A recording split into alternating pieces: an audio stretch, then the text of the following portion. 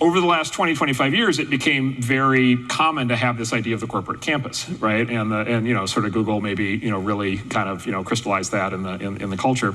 You know, basically this idea that a company's facility where everybody came every day was going to basically be a continuation of the college campus experience. And that led to kind of this, you know, perk bonanza, right? So you'd have this whole thing, go to these campus and it's like gourmet food 24 hours a day, and it's like they'll do your dry cleaning and they'll walk your dog, and there's, you know, the swimming pools and there's the ping. So there are these, you know, it basically is a self-contained environment. And the theory of it, right, was if we can get people, you know, especially these young people, like inculcate them, keep them in this kind of college campus kind of environment, then they'll work more, right? We'll get more out of them because they'll be here more often.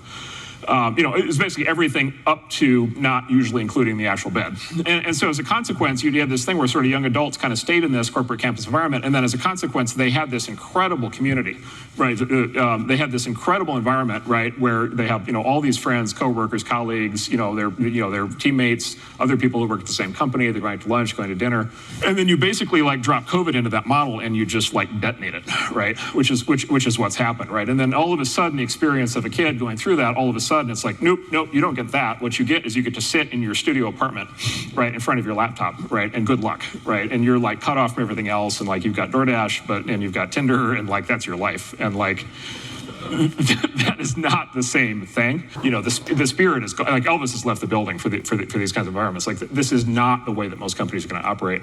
And so all of a sudden, the focus on where you live, the focus on what, you know, are you literally by yourself? You know, do you have roommates? Are you in a small, you know, complex? Are you in a big complex?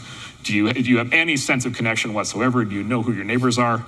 You know, most people historically have lived in apartments. I don't think they generally would even know who the neighbors are, right? The guy next door is just the guy next door. You'd feel no connection. And so do you have anything in common with the people you're in the building with? And so there's this sort of whole model that an entire generation grew up with that has all of a sudden been detonated. And I don't know, maybe I'm radical. I think the idea of sitting in the apartment in front of the screen with DoorDash and Tinder is not a good life. And so that opens the door for reinvention. That same serendipity feeling that you feel when you were to go in an office and connect to this belongs in a home in a funny way more than it ever belonged in an office. And when you think of these apartment buildings, and it is a little sad. It's sad that there's an apartment building with 400 apartments, maybe 600-700 people, with a swimming pool and a kitchen and a gym and all these amenities that if anybody here has ever been in a multifamily, you do this amazing tour, they show you all these amenity spaces, you never see anyone there. You then move into the building and not everyone, but a lot of people live the life that Mark is describing.